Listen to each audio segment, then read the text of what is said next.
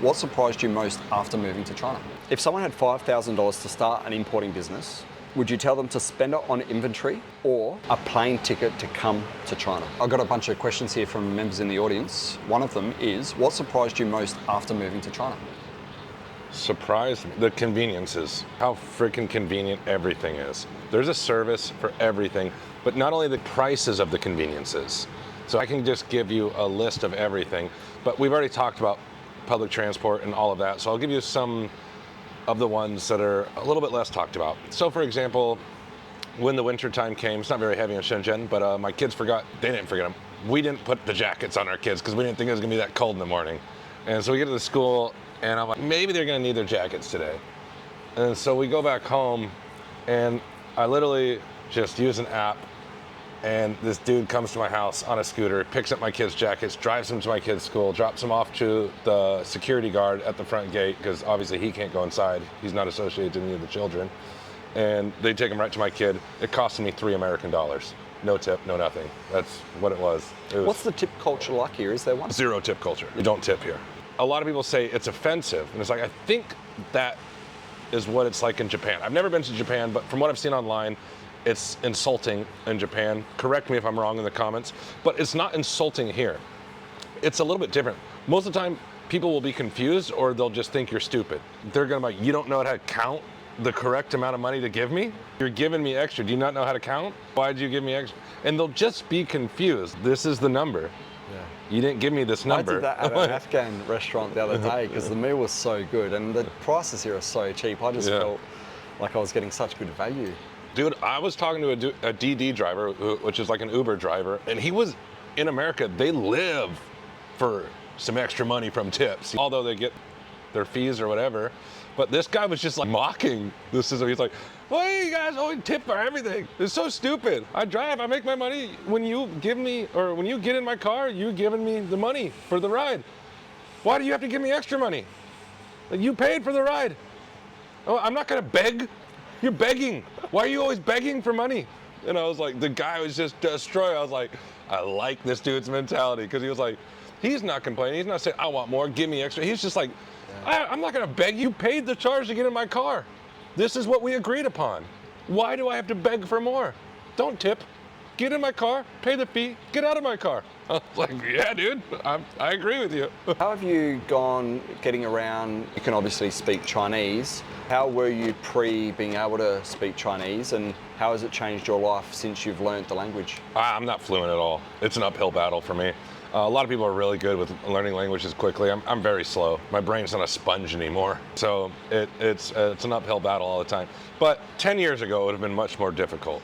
Now, being in the age of technology, it's really not that inconvenient. Everything could be translated on your phone. They have earphones here, probably everywhere. Earphones here, you can just put it in and connect to an app on your phone. It will listen in real time and translate in your ear. They have smart glasses here, probably the same as anywhere else. It will translate the language in real time on the phone to a speaker behind your ear on the glasses. There is so many ways to circumvent the language barrier with the age of technology and AI that it's really not a problem anymore. The only thing I like about knowing a handful of the language is that everyday interactions are more smooth. I don't have to take the time to do this. If I want to go buy something, ask them, change something, do something simple, I just talk. It's much easier.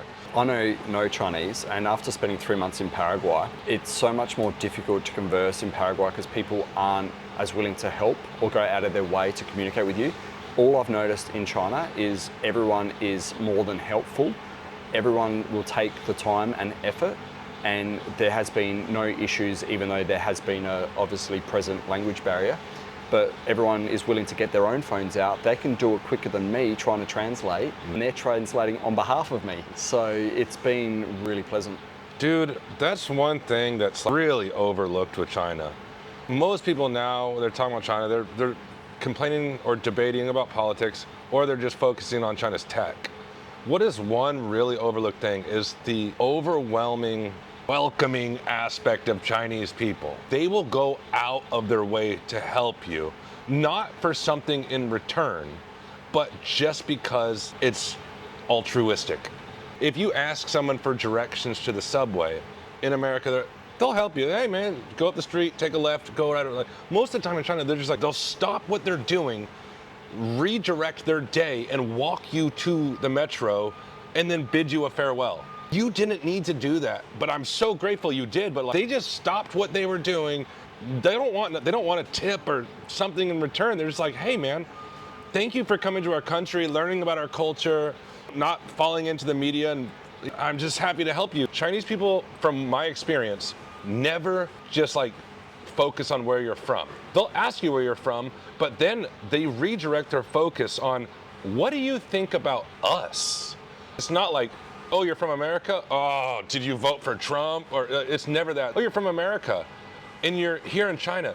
So what do you think about China? Do you like it? Do you like the food? They're never going to on the attack of where you're from. They're always just like, okay, you're from Russia, you're from Germany. What do you think about China? They're so curious because the tourism is just now starting to get really popular in China. They've opened up the doors to so many visa-free entries for over 50 countries.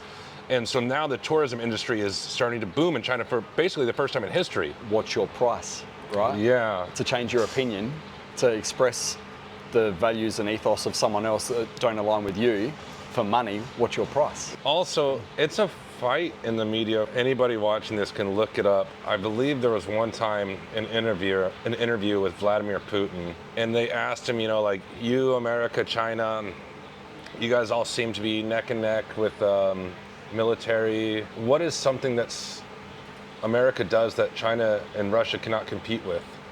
And Putin says something along the lines of the media. The entire world runs off American media. They have the power of the media. They run the media, they run the movies, they run the music, they run everything. It's one thing nobody can compare to, that America has been on top of basically since the 60s till now, and it's unprecedented. So like, I think obviously every country is doing what they can to compete with what America does with the media, because America basically controls the narrative of the world. Even if you hate America, if you're from a little country, if you're from anywhere, you have America in your news every day. You're talking about Trump, you're talking about something from America. America is so good at that. Like, they're on everyone's news, no matter what. Even if you don't care about America, if you'll never visit America. The one thing I've noticed as well is you go to, say, McDonald's, KFC, anywhere, there's like no chairs available at restaurants. You might have a 2-seater table or a 4-seater table, and there might be one person, or there might be 3 out of 4. In Australia, if you went to sit on a chair across from someone on that table, they would say, no, that's my table, even though there's a spare seat. Here, people will clear room for you and allow you to sit with them, next to them, totally opposite normal. them. Totally normal. I'm like, yeah. In Australia, they'd be like, nick off. In the West, it's like, this table's mine. Don't sit at my table. What's a perception you had about China that changed for you once you got here? Just as much as the next guy. We're warned not to come here, aren't we? As a Western person. I believed so much American propaganda. I ain't gonna lie. I was like, dude, when I first thought about coming here, I was like, oh, it's just gonna be pollution, rice fields, poverty, kids in factories. That's what I believed. And when I came here, I was like, that. The whole kids in factories thing, I love when I go somewhere and I see children with their parents. Yeah. Because why would you not want to raise your kids and have them around you and have impact on their upbringing? Instead, the West thinks it's better to put them in childcare and not have them with you at work. When I see kids with their parents, they're playing, they've got all these creative blocks and they're drawing and colouring in and running around with other kids from the workplace. They've got their parents there. It's a family unit. It's an awesome environment for them to be brought up in, as opposed to in the West, the parents just put the kids in childcare and don't have anything to do with them. Some people don't have a choice because both parents have to work full time to even make a living because it's so expensive in the West.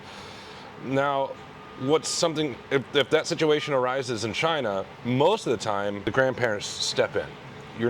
They still, most of the time, aren't putting their kids in daycare. The grandparents of either the husband or the wife will come in and they'll take the kids while the parents are at work if they both have to. It's still family, it's still blood there the whole time. Then they're still bonding, building relationships with their grandparents and making the family bonds even stronger. You will see a lot of grandmas raising the kids while the parents are trying to build a name for themselves in the workforce. But it's not just shipping them off to an institution saying, raise my kids for me. It usually stays in the family. And a lot of times the grandparents will live in the home with you. Family bonds are strong. It's no soldier left behind. It's just a cultural difference. Yeah, you don't put the parents in a nursing home here. You take care of the grandparents here. What's your biggest pet peeve with the way the West portrays China that have got it totally wrong, that annoys you when you hear about it? People's views, perceptions. All the factories are filled with children. It's not true. I've been to dozens of factories myself. I've never seen a child inside of a factory. Not only that, they have child labor laws. I don't know what was happening in the 80s and 70s. Maybe it was a problem, maybe it wasn't, I don't know. All I know is right now, and right now there isn't children in factories that I know of. They still believe the one-child policy is like some prominent factor across the nation, which at one point it was, but there is no one-child policy anymore because there is a declining birth rate. In almost every country in the world right now, immigrants are having more babies than the native populations in almost all ticks and turns of this, I guess, global crisis. But so now China, I mean, you can have more than one kid because they're trying to offset the declining birth rate too. So a lot of people. How that's going to affect the housing economy when all of the baby boomers do pass on and the birth rate hasn't picked up. I think maybe that's why they're having a lot of immigration. Places like Australia with only 25 million, if there's a dying demographic, there's going to be an oversupply. So you bring in immigrants to pop up that. I think that's exactly why most countries are doing it. And the countries that aren't doing it, they have some governmental incentives to have kids now. They'll pay for the wedding, they'll pay for the honeymoon, they'll pay for like first couple years of the baby. Same thing with South Korea. I think if you get married and have a kid, you automatically get like $60,000. In Australia, there are off-duty or undercover civilian cars with cameras facing both ways. They put them in trees or out of sight for motorists, so you can't see where these finding camera cars are. They also have trailerable cameras that will find people that they leave on sides of roads. They have motorcycle police with radars, which are hidden often behind bushes. So when they talk about having these cameras for safety, it's actually just a tax revenue raising thing. But that's where I was saying before, as an Australian, you're always waiting for the next thing to hit your letterbox. Like, I'm going to be fined for this, I'm going to be get an infringement notice for that. I got a 3 kilometre over the speed limit fine, which was $200 in Australia. I did 53 kilometres in a 50 zone. Didn't see where the camera was. But you always feel like something's going to keep you down from getting ahead. Yeah. What's it like in America and what's it like in China? In America, like I said, I haven't been there in a while. I don't think it's that crazy with the ticketing, but it's probably in that direction. I don't know, maybe California is, I don't know. That's the difference with America though, because you have the federal laws and the state laws. So by every state, it's a little bit different, you know, like what laws they're implementing, because they implement them on a state level, not on a federal level. So just from North Carolina to South Carolina, you could have so many different laws that are being, you know, implemented into everyday life that's just drastically different from, you know, 50 miles above you. So I'm not really sure, but in China, people on the internet are gonna be like, it's the most strict, crazy shit. It's like, dude, I think it might actually be the least strict. Like, so do you get infringement notices if you're on your phone while driving your car? Maybe, but like, I'll give you an example of how I think China cares less about making money and ticketing you than they do about the safety and, like I said, the quality of life. So example, there is a helmet law for scooters and you need to wear your helmet. So in probably Australia, from what you've told me, they would just stop everybody and be like, ticket, ticket, ticket, ticket, $200, $200, $200, $200.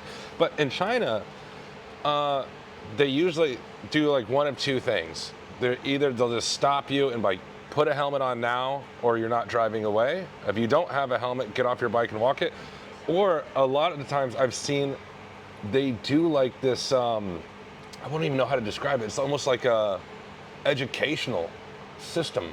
So they'll stop you if you don't have your helmet on, and they literally make you watch a video on their phone about scooter safety with the helmets before you can get off and drive away. Yeah. But no tickets are being issued, no money is being extracted. They're just like, hey, you have to stop and you have to watch this with me in its entirety, then you can go. But no money was taken. It's just... I feel like that might have been Australia in the 70s, which I didn't grow up in. And then they realised they could start making money from fining people. Yeah, that's what I was trying, exactly what I'm trying to point is like the difference in governmental and corporate greed is like one of the first points we hit on when we started talking was the government greed. And it's like, that's what I was talking about, the infrastructure, the public transportation, everything that China does not profit on. It just builds for the convenience and the quality of life for its citizens. But it goes all the way down to what now, all these topics later, it goes back to the same point. Traffic violation stops. It's like more or less they're just gonna like try to educate you. Like the only thing I feel they're very, very, very strict on, which they should be, is drunk driving. Like in America, it's kind of confusing. Like in America, it's like you can be a little drunk, but not too drunk. You could be 0.08 drunk, but not more than 0.08 drunk. China's like you can't blow nothing. 0.00. Yep. You can't blow 0.01. You can blow nothing. But there's so many cool systems here. So obviously there's all the DD, which is Uber. There's scooter taxis, but they even have this other really cool service. So there's like these little foldable e-bikes. And these dudes will just cruise around the city all night on them. And they have this app that you can use. And you can call this person. He's got a valid driver's license. If you're too drunk and you need to get your car home, he'll drive his e-bike to your car, fold his e-bike up, put it in your trunk, drive you home in your car to your house safely so you don't get a drunk driving, get his e-bike out of the back and drive himself back home. Like they make all these systems so you can still do what you want to do in life. That's why like you have no freedom here. And it's like, dude, they do everything, but to me, in my personal opinion, I'm not trying to ruffle any feathers. It just feels like a lot of times they do it better. So it's like a lot of people who aren't depending on immigrants to raise the declining birth rate are giving government incentives, which everybody seems to have to. The only people that don't seem to be having a problem with that is, Latin, South America, they love to pop out some babies. I think they'll be just fine. I mean, but also they have very strong family values as well down there, like, I mean, growing up in Colorado, there was this neighborhood right behind me. It was all Mexicans, and that's all I hung out with. Like me and my other skateboarding buddy, Levi, we just that was all of our friends were Mexicans. And it was honestly the coolest thing because you had never seen family so strong as you did with like the Latin or South American communities. Like the Mexican families was just something you never saw with the white folks in the neighborhoods. Like they had their backyard barbecues and their backyard parties. It was cousins, uncles, nephews, nieces, grandmas, grandpas. Everybody was together, loving and having a good time all the time. Family ties were so strong, and I think that might have something to do with birth rates, man. Human life is built on community. You need a community to even have some sort of unconscious satisfaction in your life, because community is how people thrive, all the way back to the time of hunter-gatherers. So those Latin and South American families, they know how to do it. Like, you have that community around you. It's much easier and more fulfilling to have a family because you have all this emotional and family support all the time that goes and branches out to cousins and nephews and uncles and grandmas, and it's just this big community that stays together, and they're all blood, they're all family, they're all loving. Do they do that in China? Yeah, they do. And it's a little bit different in the cities like Shenzhen because a lot of this is a migration city for work. So a lot of people migrate from their hometowns to the city to work. So you won't see as many of the families together as you would as in their hometowns because this is a very new city. Shenzhen provides a lot of opportunity. And that's why I think a lot of people in China migrate here too, for opportunity. Would you say Shanghai has more opportunity than Shenzhen? Couldn't tell you. I've never lived in Shanghai, but I imagine there's probably a lot of opportunity there as well. I don't know. I like Shenzhen. As a digital nomad creator, where have you done most of your work, in what cities? Shenzhen. Yep. 95% of all of it's been in Shenzhen. Yep. A few outside of Shenzhen, but I don't know. It's a gut feeling. You know, feel at home in Shenzhen. My neighbors in my apartment building are awesome. My friends in there, like the work colleagues, everybody I've met in Shenzhen has been very welcoming. My community is really welcoming. Place below my apartment where the kids all play at night. We could just take our kids there. My kids could run out and play with them. It's a cool place. That was another question I was going to ask about how you feel about your kids' safety, whether you're confident enough to let them, they're only young, 3 and 4, but whether you feel confident to let them just roam, because, for example, in Australia, if we're just even a Macca's Play Cafe, you want to watch them the whole time while they're even in a locked playground in fear of another parent doing something wrong or another kid doing something wrong. How do you feel about your children here? Do you have to watch them 100% of the time, or what's it like? I mean, once they turn like 6 or 7, I'll let them leave the house on their own, do whatever they want. At this age, I won't, because kids that age don't have great situational awareness. And I'm not talking about of other humans, because that's also true, but I'm talking about crossing the street and looking both directions before you do it. You said you bought a scooter for your kids. Will you let your 3-year-old sit on the back by themselves? The 3-year-old will sit in front of me. I put in an extra seat between the legs, yeah. and then the 4-year-old will sit behind me. Because I saw a lady with it looked like it was not 4. It almost looked like it was a 2-year-old. It was that small, sitting on the back like there was no issue. Totally normal here. Yeah, totally I would be so fearful not seeing, like, is my kid still on the back? That's why I also installed a seat, I guess, panel behind And you don't need a driver's license to ride an e-scooter here? No, anything which would be like above a 50cc or the equivalent of that, I think you would need a license, like a sort of motorcycle license. That's typical so scooter. You just get on it, and you have to register it with the police. Yep. But you don't need a license or anything. Oh, that's something I was going to say before. You know, one of the criticisms that the West have in China is the low incomes, but their quality of life is still better. A friend of mine from Australia who was on 130,000 a year in Australia moved to Malaysia. He was only on 70,000 in Malaysia, but in Australia he couldn't save a cent. His salary was taken on the cost of living and taxes. In Malaysia, on 70,000, he was able to save 20,000 a year living in Malaysia because of the cost of living. So what people don't comprehend is your salary means nothing. It's your cost of living that determines what you're able to achieve from that salary or save. Yeah. I feel that in China, people's quality, irrespective of their income of life, is much greater. I agree with that statement 100%. So how have you found living in America to Tahiti to China? Where would you say you've had the better quality of life and why? There's certain aspects I like about all of them, to be totally fair. Did like Tahiti because it's under the French system. It was free healthcare, free education, 100% free. What does your kids' education cost here? Is your 4-year-old in any type of pre-enrollment? They're both in kindergarten right now, like a preschool kindergarten, and it's like there's like a school fee, like a uniform and a lunch fee per month. My total fee, like for the whole month, maybe it's less than $200. And that's including I bought the uniforms, that pays for their lunch. They even get food with that? The breakfast, lunch, and snacks is included in that. And I guess the fee for the school, which is incredibly low. A really nice school too. Like, it was brand new. It's like 3 stories. It's got this giant play place. They've got like, got live animals like rabbits and squirrels. And is there any Western children in the schools that you find? Like in Australia, because of the amount of immigration going to Australia, my friend's children who go to the best public school system in his area, there's 32 students in his child's classroom, 23 of them are Indian. Really? So there is more Indian students in his kid's class than there is Western students. Yeah, you won't see that here. Actually, most schools obviously are going to be usually 100% Chinese, but like my school particularly, my kid's school, there is 2 other families, 3 other families besides mine that have also mixed children.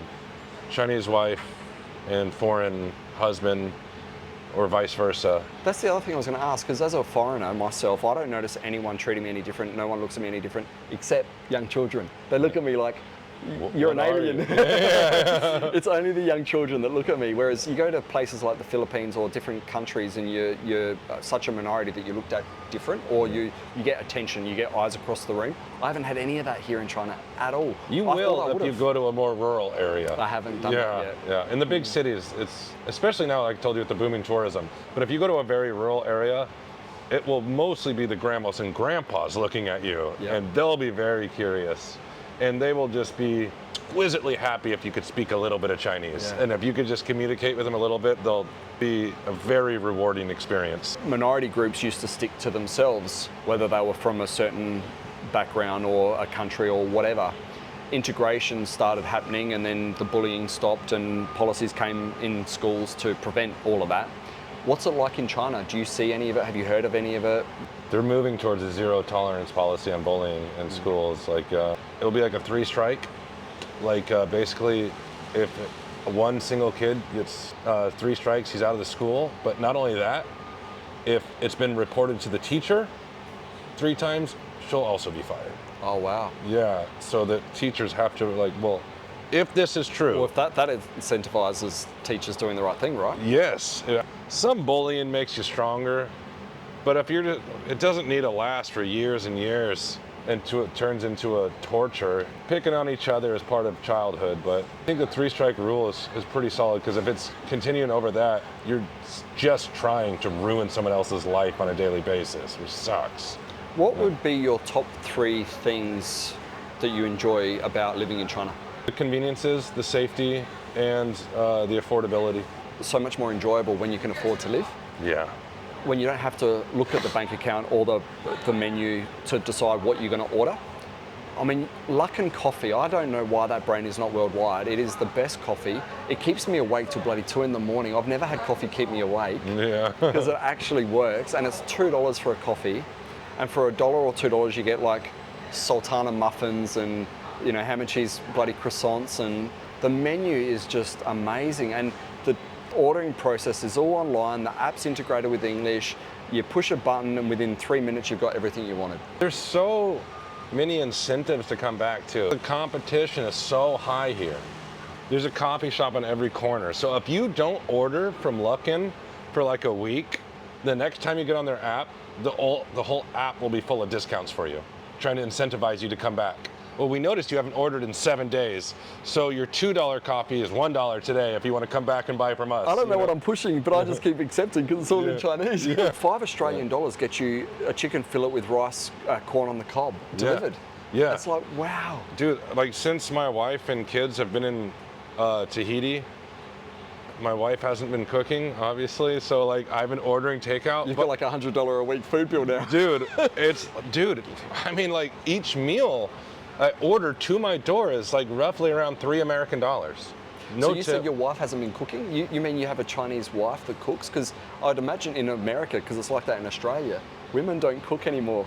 Well, see, she does cook every day, but like, it's even more funnier, because she has a very Western mind, because she grew up under the French educational system, but her blood and family is Chinese, so she also has a lot of those traditional values. She's happy to be a housewife and to cook and clean, and it's a mutual agreement. Like, it's a full-time job for her, like even with the kids now in kindergarten, she gets the days to herself, but she'll still do all the laundry, she'll clean, she'll cook for all of us when we get home. And she's very happy to do it because, during the days also, while the kids are at school, if she wants to go get her nails done or a facial, of course, I'll send her money. She'll go do whatever she wants. And we have a great time with the nuclear family and doing things the way they used to be. Like, we have 2 kids. We've been together for years and years, and everything works out perfect. Yeah, there's even science about the smell, the fragrance, the scent of a male and a female. And fragrances actually hides the scent that people would be attracted to with one another. So you can't even necessarily know you're attracted to somebody because the scent is off. It's like mammals or animals. Yeah. There's certain things that make up a human's DNA, and yet media is trying to tell us, no, that's not right. Well, it's been right for thousands of years. Why isn't it today? It's almost cute in a certain way too. Like, for the way she comes to, like, always, can I have some money for my nails? Can I have some money for my facial? And it's like, Speaking of money, how much cash do you use in a typical year? Paper cash? zero, like zero. It's all QR codes here. And I see you've got your face palm. He did a TikTok where yeah, you can pay with my your palm. But like, when I send my wife money, it's like beep, just send it right to her phone. It's awesome. And like, Can we handshake and you transfer me money? Yep. there you go. No, that'd be crazy, right? Because my palm could accept your palm. No, it has to be read through the biometrics of the machine. Imagine so that though. That would be crazy. Yeah. At that point, you would probably need a chip. Yeah. Everybody asks me, that's one of the craziest things I have to deal with on those videos. When I pay, it's the biometrics scanning the prints, but also the veins below the surface in your hand. So it's very unique, which is essentially the same technology that people open their iPhones with their thumbprint. And people don't understand that. People automatically assume that they implanted a chip in my hand. And so every American that assumes this goes straight to the book of Revelations, and they're like, oh my gosh, the mark of the beast. You accepted the mark of the beast. It's like the biblical times are happening. And I'm like, pump the brakes. You just opened your phone to watch the video on my TikTok with the same technology that I use to pay with my palm. So you can scan your palm into the Alipay that allows you to pay using your palm, like different to your thumbprint that opens your iPhone. The palm payment on that is actually quite useful, because if your phone's 100%. dead and you need it to pay for other places that don't have palm payment, you could use your palm to rent the power bank to charge your phone. Is there one cost in China that is more expensive than what you've experienced anywhere else? I just couldn't get over the cost of transportation, like $3 taxis, 40-cent subways, $1 Uber deliveries, not even. Fast food is a third of the price of what it is in Australia. Eating at a restaurant is a third of the price of what it is in Australia. I haven't experienced anything that costs more here.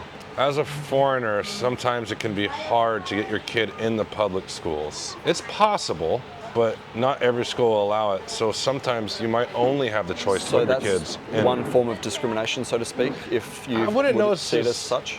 Well, are you looking for cameras? No, I'm thinking, because I was going to say it would be reverse discrimination also, because, so for example, in Shenzhen, Basis International School, it's like an American curriculum. You have to have a foreign passport to go there. It's super expensive, but Chinese cannot go there on a Chinese passport. They only allow foreign passports. So it's like reverse discrimination. Like if you want like an American curriculum for your children and you want your kids to learn in English all day to be more fluent in English, you can't. They won't even let the Chinese passports go there. Only foreign passports. But sometimes at the public schools, it's the opposite. Only Chinese passports can go there, but not foreign passports. But I have foreign friends in other cities that have their kids in the public schools. They're not married to a Chinese either, and they got their kid in a public school. So I guess in some places it's possible, but it's harder. And so some options might boil down to only an international school, and those prices are wild. That is one high price I've seen in China. In Australia, having gone to a public and private school, and my kids having gone to public and private schools, the only difference that a private school offers isn't the education itself in Australia, it is the networking. You're going to school with people whose parents own businesses rather than working for businesses. Therefore, your kids will get a foot in the door based on their social network. They might have nicer family homes and holiday homes that they're going to as a destination when they're visiting their friends, as opposed to a poorer area. But it's the network that you're going to get going to a wealthier elite school than going to a public school. You're going to have more opportunities presented to you in those environments. That's probably true in the West. Here, I don't know. I feel like the international schools might actually not even be as good as the public schools. She's a French citizen, I'm an American citizen living in China, but her bloodline's Chinese, but we don't have a Chinese passport in the family, and we have all these conflictions between nationalities. Where was your wife born? In Tahiti. Okay. But they're French citizens, so they all French passports there. Yeah.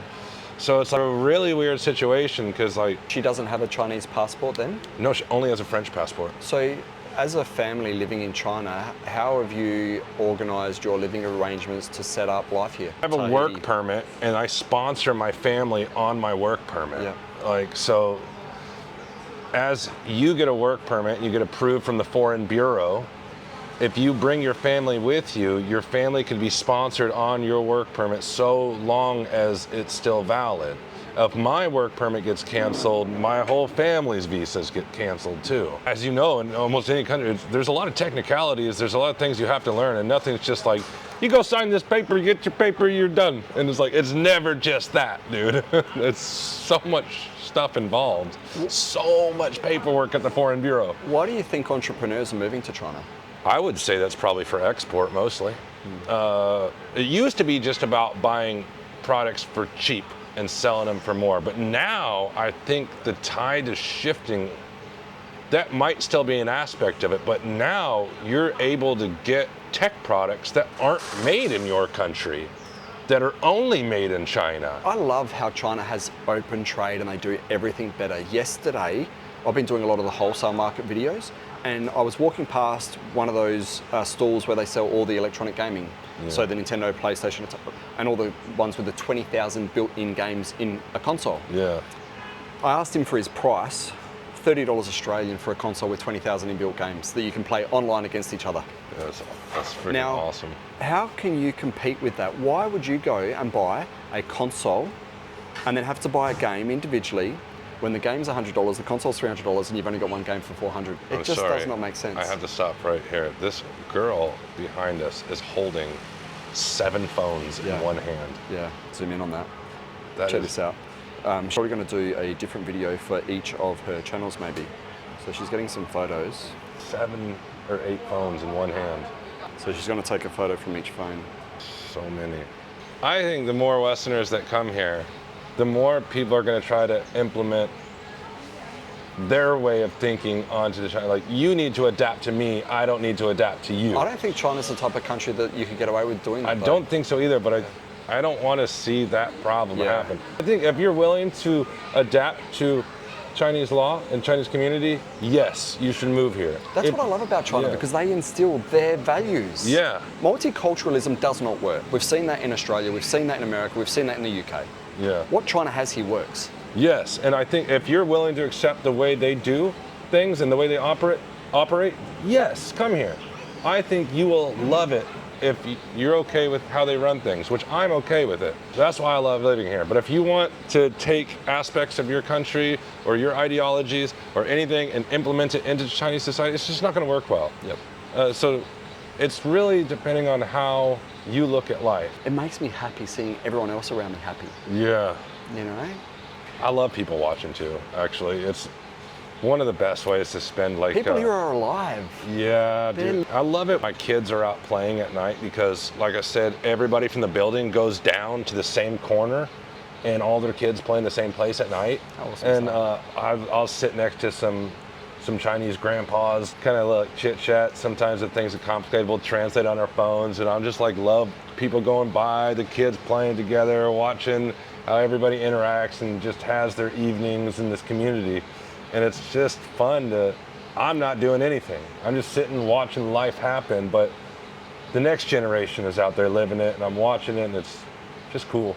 If someone had $5,000 to start an importing business, would you tell them to spend it on inventory or a plane ticket to come to China? Well, that can be conflicting because, yeah, I think you do need to come to China and source it. Find someone to help you source it, exactly where, which city your product is getting manufactured in to get the best prices and make sure everything's legit in the quality in which you want it. That's important. However, if you spend all your money traveling through China, finding the right place, you might not have your money for the inventory.